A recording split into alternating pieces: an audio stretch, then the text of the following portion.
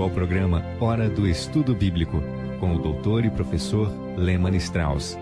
Este estudo é o resultado do tempo pessoal com o Senhor, da experiência de ministério pastoral e das conferências bíblicas do Dr. Lehmann Strauss, que nos instrui e encoraja com o ensino da Palavra de Deus.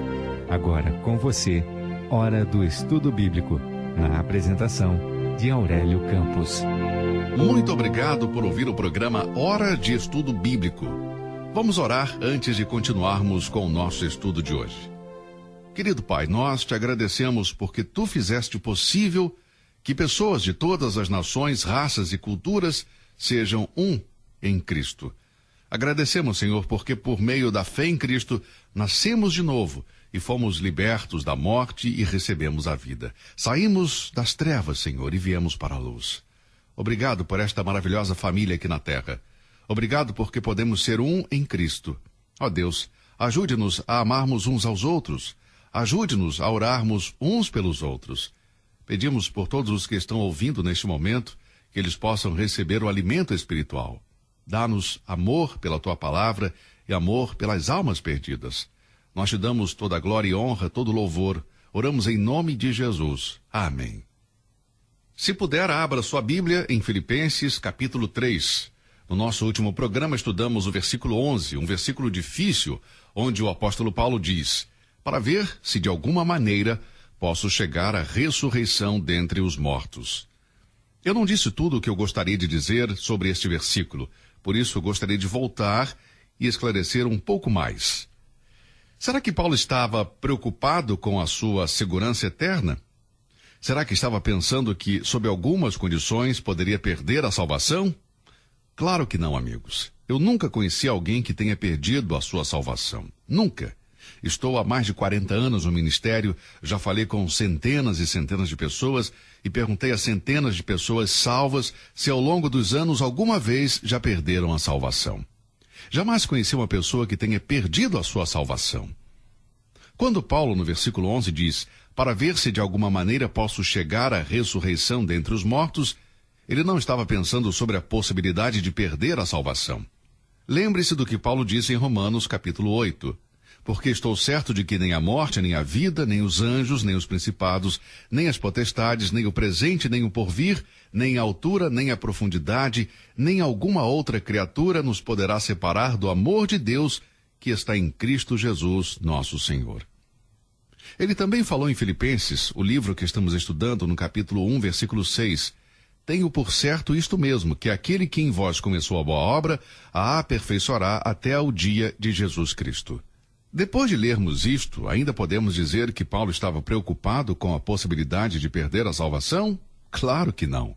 Paulo sabia que iria para o céu e tinha certeza disso. Não é nisto que ele está pensando aqui em Filipenses 3:11. Muitos anos atrás, o Dr. Kuyper, um amigo querido, escreveu um artigo na revista Eternity e fez alguns comentários sobre este versículo de Filipenses 3:11. Deixe-me ler o que ele disse. Aqui Paulo se referia quando disse que seu desejo era alcançar a ressurreição. Existe uma indicação no texto grego, ou seja, a palavra ressurreição, no versículo 11, é diferente da palavra ressurreição no versículo 10. No versículo 10 ele diz, para conhecer a Cristo e o poder da sua ressurreição. Já no versículo 11 ele diz, para ver se de alguma maneira posso chegar à ressurreição dentre os mortos. As palavras são diferentes. A palavra ressurreição no versículo 11 e a palavra ressurreição no versículo 10 não são iguais. No versículo 11 a palavra tem a preposição grega ek, que é equivalente à palavra para fora. Seria a preposição ex, como na palavra Êxodo, título do livro que fala de saída. É o livro que narra como Deus liberou seu povo do Egito. A palavra ressurreição significa literalmente levantar. Para os gregos, as pessoas vivas estavam levantadas ou de pé e os mortos estavam deitados. Então Paulo faz um trocadilho em grego dizendo para conhecê-lo e a virtude da sua ressurreição e a comunicação de suas aflições, sendo feito conforme a sua morte para dar aos mortos espiritualmente uma pré-visualização do que é a vida eterna em ação, ao estar notoriamente em pé entre aqueles que estão espiritualmente mortos. Ou então, de maneira mais coloquial, andando pelas ruas, indo para casa ou para o trabalho, eu quero estar tão vivo para Cristo, para que me vejam como um vivo entre os mortos. Bem, com base no texto grego, parece fazer mais sentido o que Paulo quis dizer. Eu me pergunto, esse é o nosso desejo também de estarmos tão vivos para Cristo, de modo que nos pareçamos como ressuscitados em meio a mortos espirituais?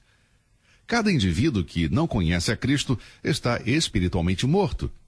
Toda pessoa que não nasceu de novo está morta em seus delitos e pecados. Paulo está dizendo em Filipenses 3:11, quero viver como alguém que passou da morte para a vida. Quero que os mortos espiritualmente vejam o que significa estar espiritualmente vivo. Bem, eu gostaria de finalizar aqui o comentário do versículo 11.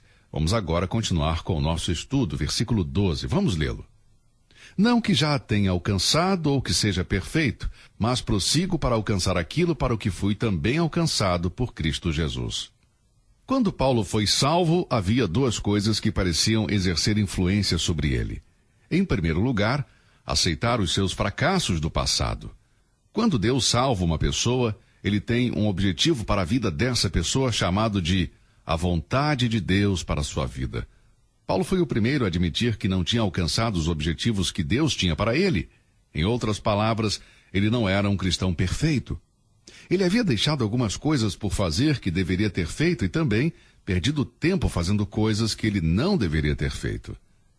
A segunda coisa que Paulo estava pronto para admitir é que ele não estava satisfeito com o seu atual estado espiritual. Essas duas coisas são muito importantes e creio que todo crente sincero e honesto vai admitir isso. É preciso ter certa insatisfação a fim de desenvolver a vida espiritual. Se você quer crescer na graça, não pode relaxar e descansar sobre o que já alcançou e dizer que não há mais nada o que fazer ou melhorar. Quando um crente está satisfeito, ele para de crescer. Afinal, não há nada a melhorar. Admitir que não atingimos a meta é o melhor a fazer. E aqui encontramos uma declaração sincera de Paulo. Quando olhou para o seu passado e tudo o que ele fez, desde que se converteu, todos os crentes que influenciou, as igrejas que estabeleceu e as vezes que pregou nas grandes cidades, certamente Paulo sentiu uma certa satisfação por ter feito tantas coisas. Mas ele não queria se vangloriar disso. Ele, de bom grado, admitia que não tinha conseguido se identificar completamente com Cristo no poder da sua ressurreição e na comunhão dos seus sofrimentos, tornando-se semelhante a ele em sua morte. Paulo tinha progredido, estamos certos disso, mas havia ainda muito mais a fazer. Ele seria a última pessoa a dizer, eu já alcancei o alvo, o topo. Em outras palavras, ele diz no versículo 11 que deseja viver como alguém que ressuscitou espiritualmente dentre os mortos, mas não foi sempre assim. Houve momentos que sim, mas houve momentos que não viveu assim. Por isso, no versículo 12 ele diz, não que já tenha alcançado ou que seja perfeito, mas prossigo para alcançar aquilo para o que fui também alcançado por Cristo. Esta é a confissão de um cristão verdadeiro. Paulo reconheceu que ele não tinha alcançado o alvo do seu chamado. Ele não estava satisfeito, e nenhum de nós pode se dar o luxo de estar. Nós conhecemos o nosso coração e sabemos o que temos alcançado. Não podemos dizer que atingimos todos os objetivos que Deus tem para nós. Tennyson passou 17 anos escrevendo In Memoriam, e dizem que ele escreveu algumas partes pelo menos umas centenas de vezes.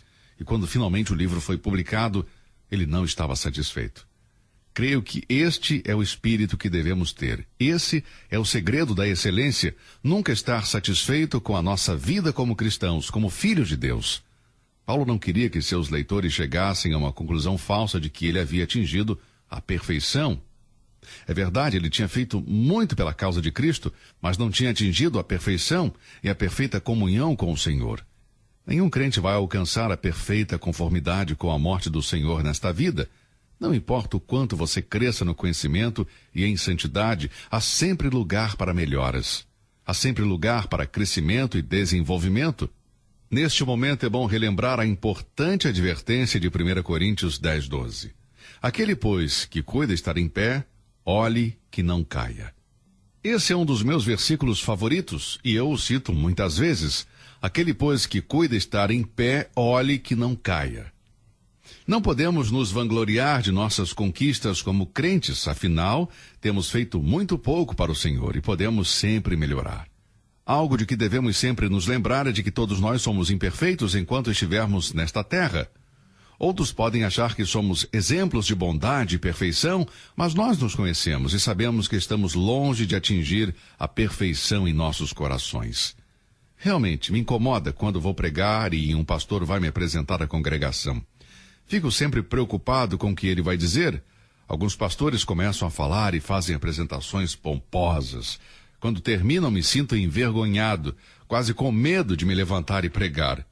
Certa vez o Dr. Havner estava esperando para ser apresentado e a pessoa responsável fez um discurso sobre ele e disse muitas coisas ao seu respeito. Quando o Dr. Havner subiu ao púlpito, ele disse: "Bem, pessoal, depois dessa apresentação eu não vejo a hora de me ouvir pregar." Bem, às vezes eu me sinto assim. Quem é este homem de Deus que estão apresentando? Eu já ouvi muitas pessoas me apresentarem e quando me levantei me senti como Moisés diante da sarça ardente. As pessoas não nos conhecem como nós nos conhecemos. As pessoas apresentam homens e mulheres como gigantes espirituais, quando no fundo do coração, estes gigantes podem ser anões espirituais. Nós conhecemos os nossos corações, e se formos honestos, amigos, sabemos que não atingimos a meta da perfeição. Isso é algo que devemos sempre ter em mente. Outros podem nos ver como homens piedosos, no entanto, conhecemos os nossos corações e sabemos que estamos longe de atingir o padrão divino. É verdade que muitas vezes, quando uma pessoa se converte, ela pensa que é impossível pecar contra Deus, mas depois tem que dizer como Paulo: "Porque eu sei que em mim, isto é, na minha carne, não habita bem algum, e com efeito o querer está em mim, mas não consigo realizar o bem." Romanos 7:18. Nos meus primeiros dias de crente passei por isso. Às vezes eu pensava: "Senhor, eu nunca quero pecar contra o Senhor de novo. Eu não quero pecar contra ti em palavra, pensamento ou ação. Eu quero que cada ação e cada desejo do meu coração sejam corretos." Orei desta maneira mais de uma vez. E também mais de uma vez sonhei que alcançaria a perfeição. Tinha sonhos de grandeza, de experiências gloriosas que me levariam até o topo da montanha. Mas logo tive de perceber a realidade do que se passava em mim. E me dei conta de que havia uma lei nos meus membros que lutava constantemente contra o Espírito Santo de Deus. É a velha natureza que nunca foi erradicada de nossas vidas. Por causa da presença do pecado em nós, nós não vamos atingir a perfeição nesta vida. Por isso o apóstolo Paulo admite no versículo 12, "Não que já tenha alcançado." Creio que Paulo, nesta parte, está admitindo com honestidade que, de acordo com o seu próprio conhecimento, não tinha alcançado os objetivos que Deus tinha para ele. Ele não estava satisfeito e continua dizendo no versículo 12, "Mas prossigo para alcançar aquilo para o que fui também alcançado por Cristo." Paulo está simplesmente dizendo, em outras palavras, quero alcançar aquilo para o que Cristo me alcançou quando me salvou. A percepção de sua imperfeição o motiva e inspira a prosseguir em alcançar o objetivo. Paulo não é um sonhador que não se esforça. Ele é muito sério e fervoroso em seu desejo. Sublinhe a palavra prossigo. Ela vem de uma palavra grega relacionada a um evento esportivo. Paulo tinha em mente a imagem de um corredor em uma competição, no final da pista de corrida. Com a chegada em vista, ele prossegue ao longo da pista na esperança de ganhar. Na chegada havia o prêmio para o vencedor, e era esse prêmio que Paulo buscava. Ele não se preocupava em olhar para os lados para ver os concorrentes, mas para o seu objetivo principal. Ele não está preocupado com o que as pessoas pensam dele ou dizem dele, mas com a meta que Deus colocou diante dele. Ele não pode ser impedido pela crítica dos outros. Assim devemos ser nós também. Alguns de nós que estamos no Ministério Público e falamos a muitas pessoas, estamos expostos a críticas. Nem todos irão concordar com o que eu digo ou como eu vejo as coisas, nem todos irão concordar com o que eu faço ou como eu faço. Agora eu sei que, como ministro do Evangelho, no fundo do meu coração, eu tenho um desejo, que é fazer a vontade de Deus. Eu quero alcançar a meta que Deus colocou diante de mim. Sei que tenho falhado nisso, mas não posso me desanimar com as críticas das pessoas. Talvez tenham razão em suas críticas, e se tiverem, eu quero fazer uso das críticas para melhorar. Mas eu não vou deixar as atitudes e ações dos outros me desencorajarem ou me impedir de fazer o que Deus quer que eu faça. Isso é o que Paulo está dizendo aqui. Eu quero alcançar aquilo para o que Cristo me alcançou. Nosso dever é sermos diligentes na vida cristã. Vemos isso em várias partes das Escrituras. É como se o crente estivesse em uma corrida. Hebreus 12:1 diz: portanto, nós também, pois que estamos rodeados de uma tão grande nuvem de testemunhas, deixemos todo o embaraço e o pecado que tão de perto nos rodeia e corramos com paciência a carreira que nos está proposta. Em 1 Coríntios 9:24 lemos: não sabeis vós que os que correm no estádio, todos, na verdade, correm, mas um só leva o prêmio? Correi de tal maneira que o alcanceis. Em seguida, Paulo diz: pois eu assim corro, não como a coisa incerta, assim combato, não como batendo no ar. Paulo compara a vida cristã a um evento esportivo. Seja a um corredor em uma pista de corrida ou a um lutador, ele não quer ficar golpeando o ar. Veja, amigo, a vida cristã é também comparada a uma batalha. 1 Timóteo 6:12 diz: milita a boa milícia da fé, toma posse da vida eterna, para a qual também foste chamado, tendo já feito boa confissão diante de muitas testemunhas. Em 2 Timóteo 4:7, Paulo diz: combati o bom combate, acabei a carreira, guardei a fé. 2 Coríntios 10:4, ele diz: porque as armas da nossa milícia não são carnais, mas sim poderosas em Deus para a destruição das fortalezas. A vida cristã é comparada a uma luta em Efésios 6:12, porque não temos que lutar contra a carne e o sangue. 1 Coríntios 9:26 diz: assim combato. Se somos verdadeiros cristãos, nascidos de novo e amamos a Deus e sua vontade, nós vamos lutar e buscar avançar em direção ao alvo estabelecido por Deus. O objetivo final é a perfeição. Apesar de não alcançarmos isto nesta vida, não podemos aceitar nada menos do que olhar para o alvo e tentar alcançá-lo com todas as nossas forças. A salvação é apenas o começo. Um pregador famoso disse certa vez: esta corrida não é apenas uma corrida de curta distância, como as dos 100 metros rasos, por exemplo, em que há uma explosão de energia e logo se acaba. Se fosse assim, muitos teriam alcançado o objetivo. Não, era uma corrida de longa distância, uma corrida que deve ser executada com paciência, de acordo com Hebreus 12:1. Será que a advertência de Paulo aos Gálatas se aplica a nós? Vocês corriam bem? Quem vos impediu? Sim, muitos crentes se desviaram, começaram com entusiasmo e um desejo santo de agradar e servir a Deus, mas se afastaram. Tenho falado isso em muitas igrejas e congregações que visitei. Se todas as pessoas que tomaram decisões por Cristo nesta igreja e que continuam a viver razoavelmente perto da igreja, se todos os que disseram que aceitaram a Cristo como Salvador viessem aos cultos, seria necessária uma igreja 3 vezes maior. Ninguém nunca discordou com o que eu disse. O que acontece? Muitos crentes começam bem, mas não continuam. Correram bem uma temporada, mas jogaram a toalha. Paulo disse que não iria desistir. Vou lutar, vou correr, pois quero atingir a meta que Deus colocou diante de mim quando me salvou. Eu vou buscar alcançar aquilo para o que também fui alcançado por Cristo. O Senhor nos salvou com um propósito. Nossa meta deve ser alcançar esse objetivo da melhor maneira, lutar e prosseguir. Bem, foi uma alegria e um grande privilégio compartilhar a palavra de Deus com você, especialmente esta passagem de Filipenses. Esses versículos significam muito para mim e Deus tem falado muito através dessas palavras desafiadoras. Espero que esta mensagem tenha sido uma bênção também para a sua vida. Se Deus quiser, vamos continuar com esta série de estudos no nosso próximo programa. Que Deus o abençoe e até lá. Você ouviu Hora do Estudo Bíblico com o professor e doutor Lehmann Strauss, na apresentação de Aurélio Campos. Se você deseja ouvir novamente esta mensagem, visite a nossa página na internet www.bbnradio.org.